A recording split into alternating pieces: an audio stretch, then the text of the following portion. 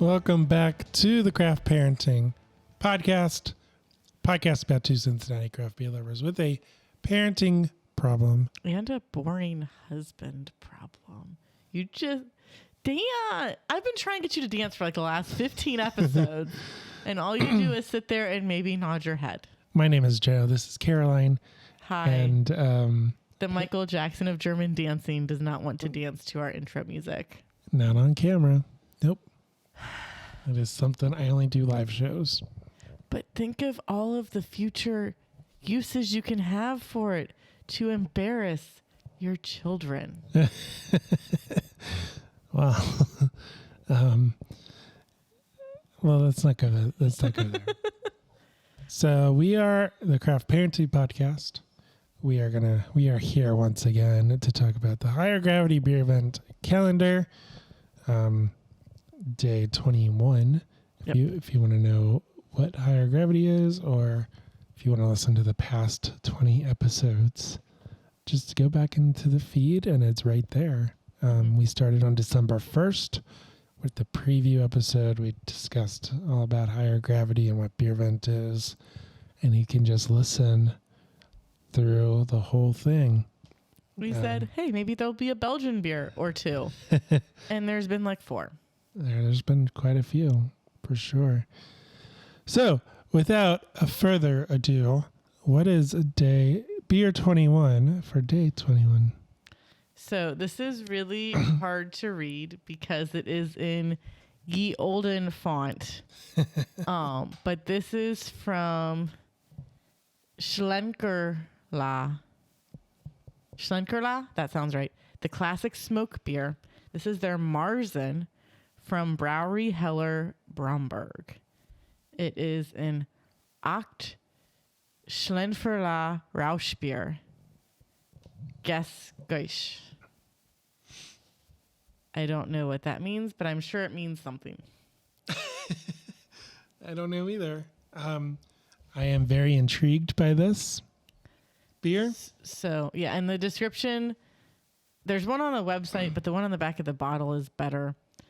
Acht Original Schlenkerla Märzen Smokebeer, considered the classic example in its category, has been brewed for centuries in the Baroque town of Bamberg in Franconia, Bavaria/Germany. Mm-hmm. Following the most ancient malting traditions, all its select barley malts are kilned over a fire of beechwood logs at the Schlenkerla maltings. Brewed in classic copper vessels and matured for months in 14th century cellars, Acht Schlenkerla Rauschbier is a truly unique smoky beer experience. As one of the last traditionally made smoke beers, Acht Schlenkerla Rauschbier is a passenger in the, quote, art of taste, end quote, by Slow Food.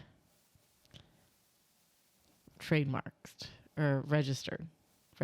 R is registered. I'm very excited for this one. I am too. Did you say you wanted a smoke beer in the preview episode? I'm pretty sure that I did. And we got Schwartz beer, we got a smoke beer. Is this bottle opener working? Yay or nay?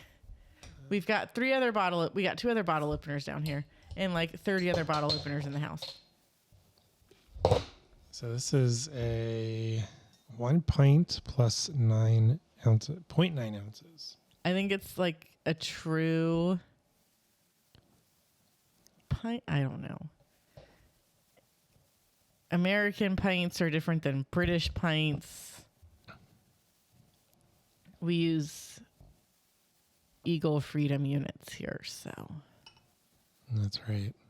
We're at 7/8C, depending upon how many times the Eagle has cawed. Sometimes the Eagle gets tired and only caws 7 times instead of 8. So it just kind of depends on the Eagle. You and your numbers.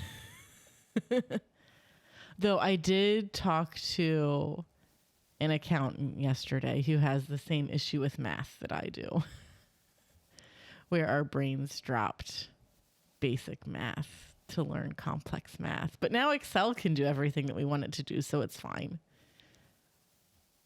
I don't think Excel can do calculus.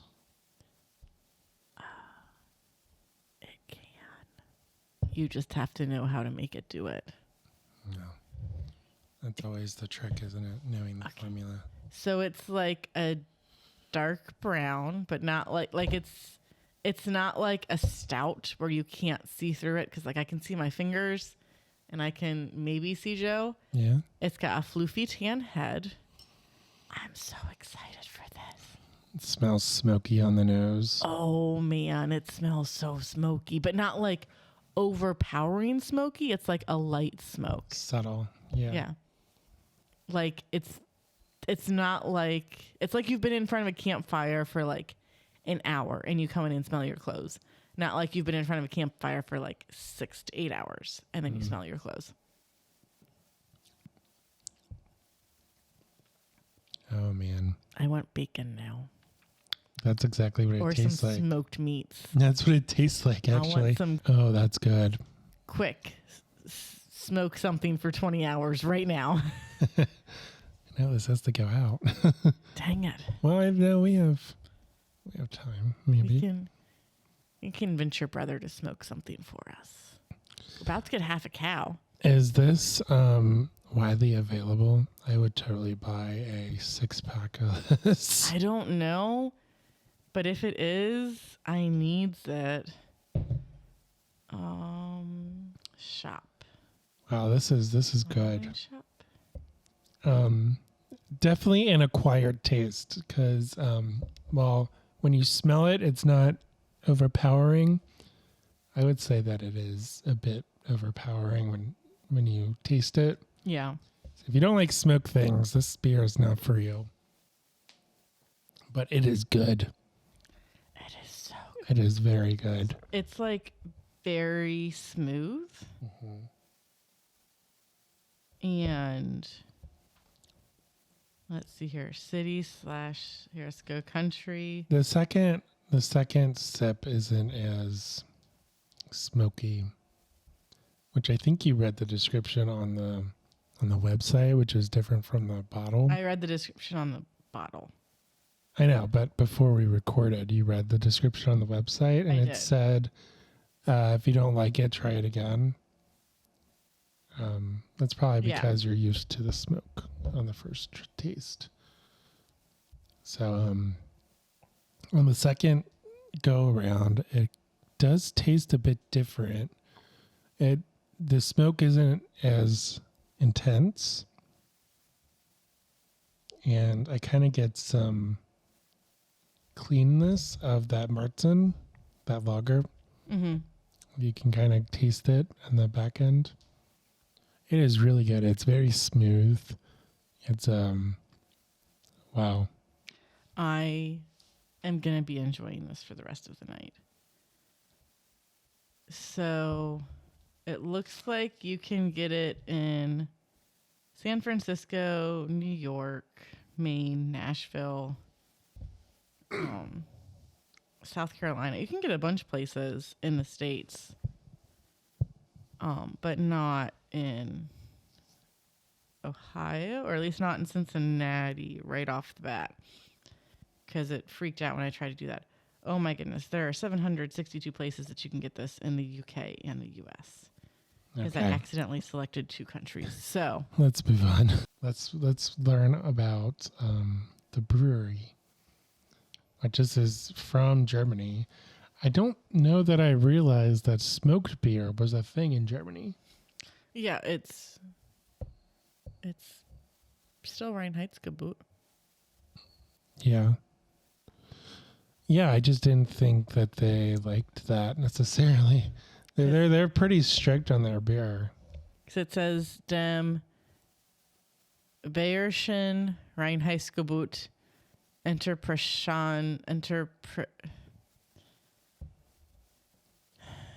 going to say it's the German Reinheitsgebot Entrepreneur Graduate. That seems about right as to what they're trying to say.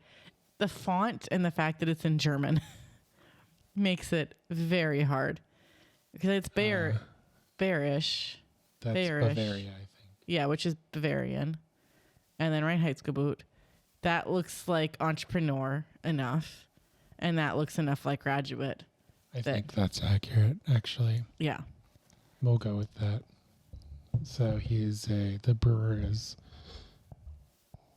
is learned in the ways of the Reinheitsgebot, which is the German purity law. Yeah. I should have just read the side of the bottle. It's been imported into the States through Oxford, Connecticut, according to the bottle. Okay. And I'm going to take another sip before I have to talk for like an hour. No, I really appreciate this beer. It's really good. I love it. We briefly talked to the curator of the Higher Gravity Beervent box. Yep. And I told him, because I peeked, I told him that we were excited for this particular beer because Westside, they are known for their smoked beers here in Cincinnati. I don't know if they're the only ones that do it. They're definitely the only ones near us that do it. Listerman had one. They've got like Friar Bacon. Friar Bacon sounds right, which is their smoked beer. Well, that's one. Westside does like all their beers. It feels like they do they smoke 3 different ones. Yeah, I they think. smoke. They just use the same smoky malt or whatever for multiple different flavors of beer or styles of beer. So Westside is they lean heavily on the style. Yeah. More than they anyone I know in Cincinnati. Yeah, they make more than one beer ever.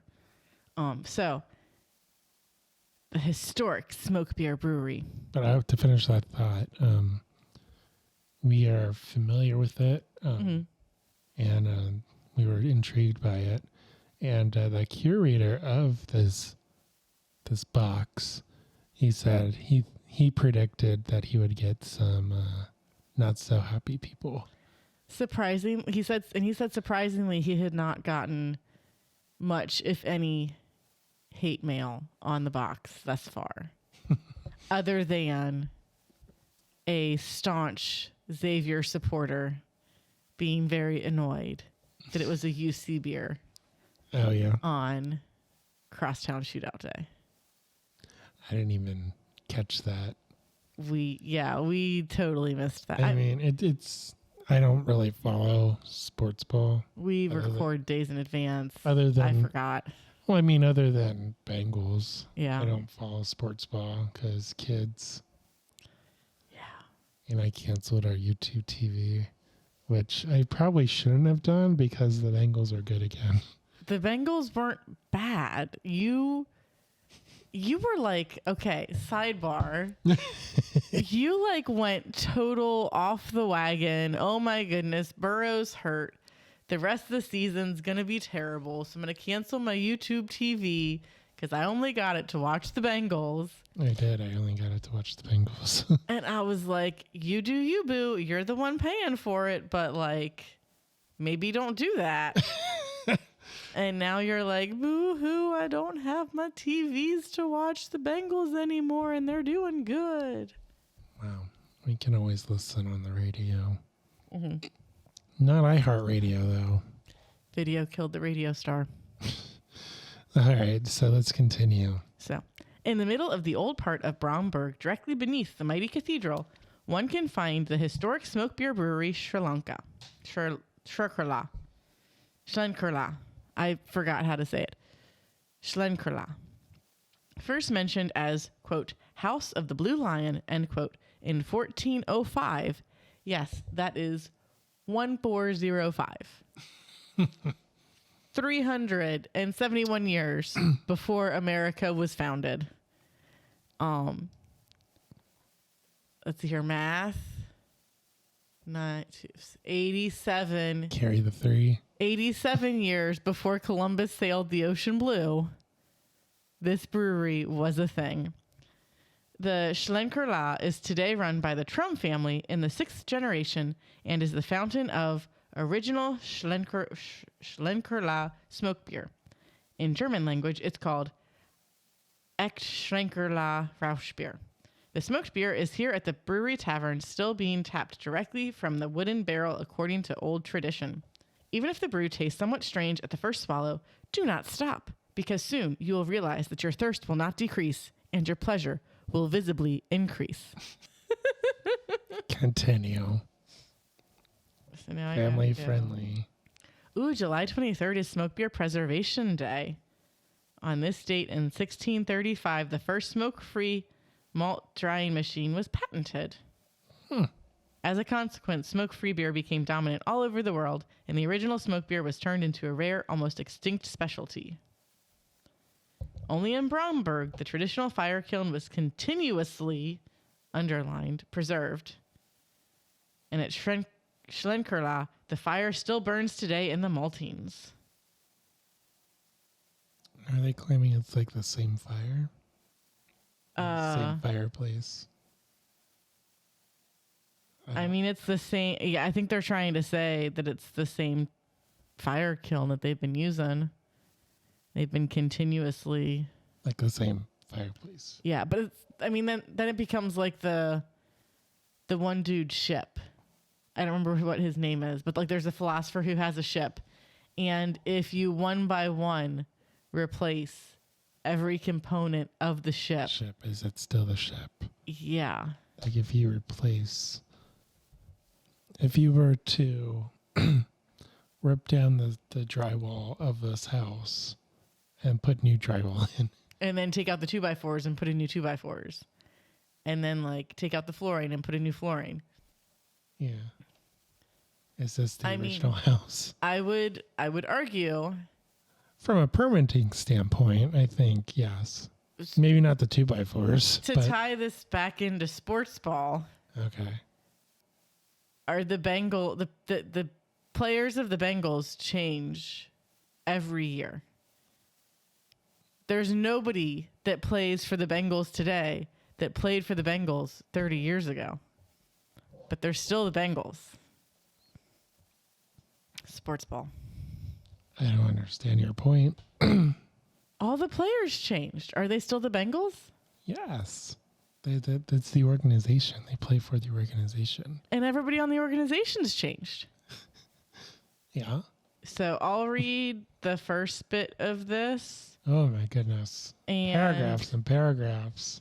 The first part of their history of smoke beer is a great many stories have grown up around the origins of smoke beer. Some are quite imaginative. Others are a bit strange. That tracks, especially if you're dealing with stuff from the 1400s. In an oft-told legend, when a brewery in Bamberg burned in the Middle Ages, the malt was smoked accidentally. And as unexpectedly, Bamberg citizens enjoyed the flavor of the resulting brew. Thereafter, the technique was applied on purpose. While a funny anecdote, it's far from the truth. Before addressing the question, who invented smoke beer, one needs to ask how long beer has been in existence at all. And now they're going to delve into actual history of beer. But I don't understand where they're going with this. In Haifa, Israel, scientists discovered what was believed to be the oldest brewery known to man, dating back 13,000 years. Wait a second. I thought Weihenstephan was the oldest. No, that's the oldest continuous. Okay. Not the oldest ever. Gotcha. Continuous. Gotcha. So, and there's already a known site. There was already a known site in Turkey where people were brewing beer some 12,000 years ago. So beer has been around for a very long time because the assumption is that humans first discovered how to use the grain for nutrition, i.e. beer and bread, and then how to cultivate it on purpose. And that's how we got agriculture and the basis of everything. So everything just goes back to beer. So we learned how to grow stuff because of beer? Yes. Okay. We learned how to grow stuff on purpose.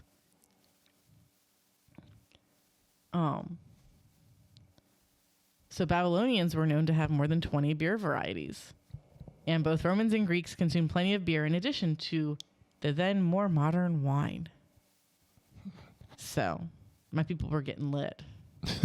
Your people. The Greeks or the Romans?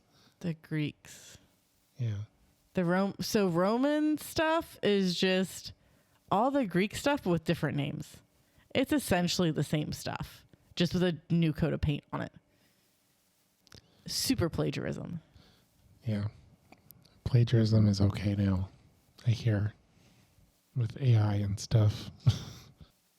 So back to the history of beer, which is getting us to the history of smoked beer. So humans discovered that germinated and dried grains made a better fermentation and a better beer, which we call malting. And there's two different methods for doing this: air drying and fire drying, or kiln malting. Mm-hmm. And with fire drying, it was unavoidable that you would get smoke in the malt.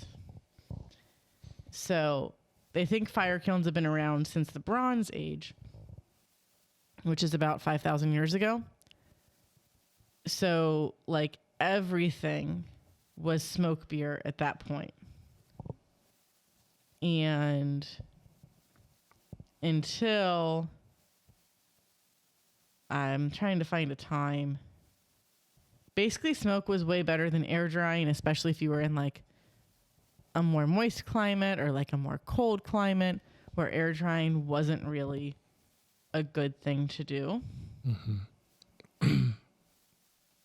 But then, with the Industrial Revolution in England in the 1600s, there was a new patent for a type of kiln, which was without any of the smoke being able to touch the malt. So at that point, you were having a smoke-free malt in any climate and with any fuel. So that's when everybody started going to this new technique, and smoked beers were no longer as much of a thing. It's not like they could write it down either.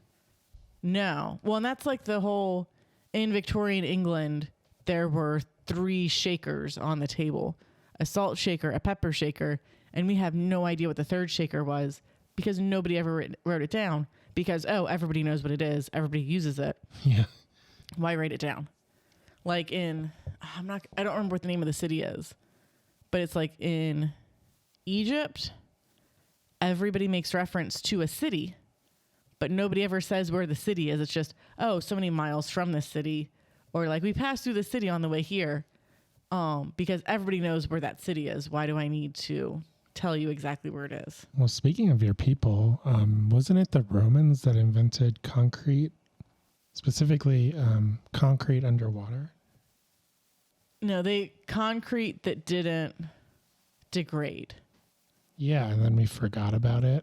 Yeah, and I don't know who was the dumbass that decided to not try seawater as like the fourth thing. Yeah. It was only until like 6 months ago they're like, we use seawater. I'm like, well, yeah, that's what they would have had a boatload of. 6 months ago, like from today? Yeah, but it might have been more like 2 years ago. I don't know. Time is a construct when you've got small children. But yeah, it was like only recently that they were like, we use seawater and everything was great. And I'm like, but yeah, they've got a boatload of seawater. Like half their country is coast. So humans forgot how to make concrete. How to make it great. Yeah. We can make concrete. It just wasn't as good. Yeah, put seawater in it. Yeah. Just try different types of water. Literally, it says water. Don't make it more complicated than you have to. I mean, Rome was literally conquered. And, yeah. So, around 1800, Spaten stopped using their smoke kiln. So they went from a Bavarian kiln to an English kiln, a kiln without smoke. And that brought that technology to Munich. Thus, everyone used it. Everybody used it, and that's how we got all of our known Bavarian beers and indirectly the Pilsner style and all lager beers. And it was a new, cheaper technology, so of course everybody's going to go with it.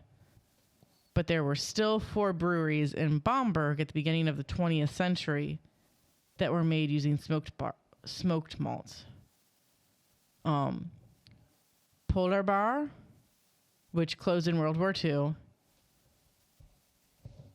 Greifenkow, which closed their malting operations in the 1970s.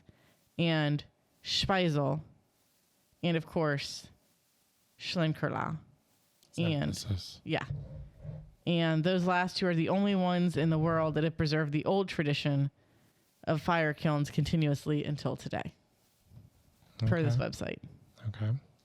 So, but then due to the craft beer revolution, old beer styles are becoming popular again. And so big commercial malting companies have begun industrial production of specialty malts, which is how you get some of these more smoky beers, because they'll make some smoke-flavored malts. But these guys have been doing it since forever. Yeah, especially in history of America, the country, not America, the continent. Yeah. And as an old proverb says, preserving tradition means to keep the fire burning, not to conserve the ashes.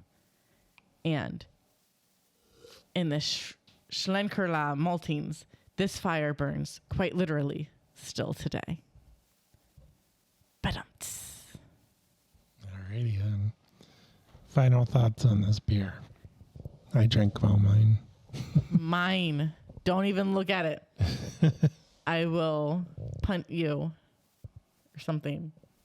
Did you know that in England, punting means to get in a pontoon boat and be pushed across a swamp like they did in that old Scooby-Doo episode? It does not mean being kicked, which makes book 5 a lot less funny. I used to work for an international company that was partly based in the UK. We had executives in America and in Britain, and I do communications, so internal emails and stuff. So our policy at the time was whoever is the signatory, whichever executive was the signatory, you have to follow their style of spelling and stuff. So in Ohio, in the United States, it's CANCELED for canceled. But when you're writing for something for the UK, it's CANCELLED because we gave them that second L in 1776. Yes. Let's go with that. That's how I remember that. Or it's gray with an E in England and it's A in America. And favorite with an extra U. That's so weird. I'm so glad we got rid of that. And all these things. So do they spell things different over there? So if I were to send an email out and it was a UK-based executive, and we would, have clear misspellings, alleged misspellings, people would email the corporate communications inbox and say, favorite doesn't have a U on it, right? Love it. They would try to correct us and try to get us. Is there anything else you want to say about this beer or spelling or life? Julia, if you did not like this beer, you're wrong. Wow. Shots fired. I love you, but if you don't like this beer, you're wrong. Does she like smoke beer? I don't know. Why are you I don't think she does. Why are you specifically calling her out? Because I know that she listens and she has this. She has to listen. It's her job. It is her job. She gave herself that job, though, so it's not my fault. I'm sorry. I am not sorry. I make no apologies. That's right. Don't apologize. I'm sorry for not being sorry. Ooh, what if Northern Road did a smoked Kolsch? Can you do a smoked Kolsch? This is a smoked Märzen. I guess. I mean, technically, all beer used to be smoked. So why not? So thank you for listening. We will be back tomorrow for another exciting episode. Woo! And we are getting very close to the conclusion of our Beervent journey. And just 3 more days left. Is that right? No. 4 more days left? I think it's 4. I don't even know. What's My today? math is... I don't math. I am Joe. This is Caroline. We are the Craft Parenting Podcast. You can follow us on Facebook, YouTube, Instagram, X, Twix. Like that slam button. Subscribe smash. Notification bell ring. And if you're on a podcatcher, like, subscribe and share and Leave a review. rate, review. That's feedback. We would appreciate it. we would really appreciate some reviews because it's kind of gotten non-existent. Well, I'll create some more Apple accounts. It'll be fine. More Apple accounts, yeah. So if you listen to this show and you like it, please go on these platforms and give us that 5-star review. It helps. Yep. And what else? I'm at Craft Parenting Joe on Instagram. I'm at Caroline Creates Crafts. And with that, we will see you tomorrow. Bye. Bye.